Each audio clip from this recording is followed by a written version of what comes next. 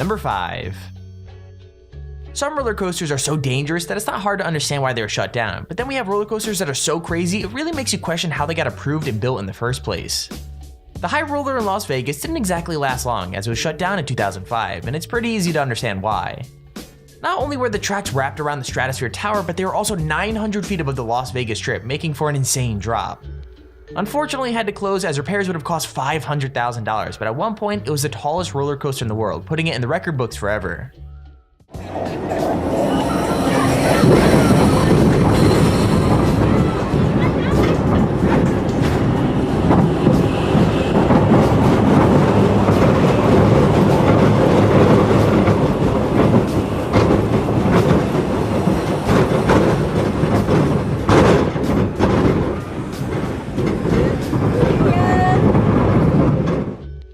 Number 4. It's completely normal for a new roller coaster to have some problems, but this ride really proves that you have to draw the line after a while. The Fear coaster at the Easter show in Australia was pretty popular, but there was a ton of issues ever since it opened. For instance, in 2011 it broke down in midair on the first day of the show and had to be closed down for repairs. Even before then, in 2010 it left 3 people stranded upside down for over an hour, which must have been super scary for them. Worst of all though is the same faulty security sensors that caused the ride to break down every single time. I mean, like seriously, with a track record that bad, it probably was a good thing it was so expensive to repair.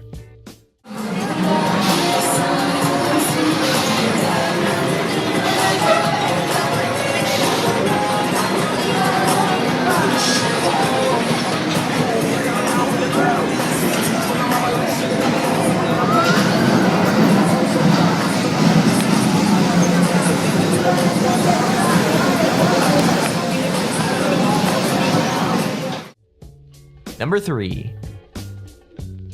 Japanese roller coasters have a reputation for being some of the most insane in the world, but not every ride ends well. The Fusion Rising 2 at Expo Land was named after the god of wind and thunder, but its run at the park clearly didn't have the god's blessing. In 2007, a wheel axle on the ride broke and killed 1 person as well as injuring 19 others. Even worse, it was a young girl who died, and the accident happened on May 5th, which if you didn't know is actually Child's Day. It turned out that the wheel that broke had been on the ride since 1992, and that was enough to put the coaster out of action for good and make it permanently banned forever.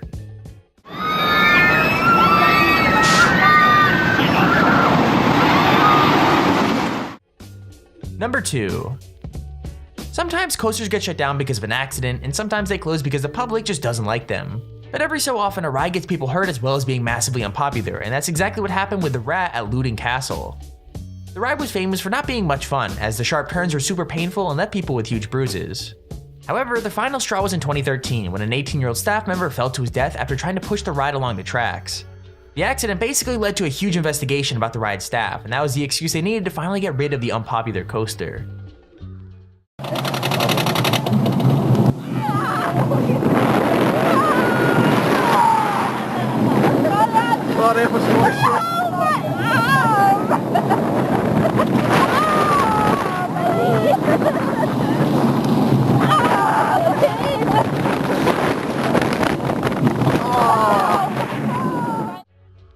Okay, here's our honorable mention.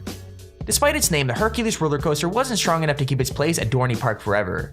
The ride opened in 1989 and was instantly a record breaker, having the longest drop of any wooden roller coaster at the time. It got the nickname quote-unquote hurts your knees for being so painful to ride and was shut down after only 14 years, which in roller coaster years is a really short run. Bonus fact, it was actually replaced by Hydra the Revenge, a coaster named after another famous character in Greek mythology. I don't know about you guys, but wooden roller coasters seem super dangerous, but let me know in the comments if you'd ride this thing.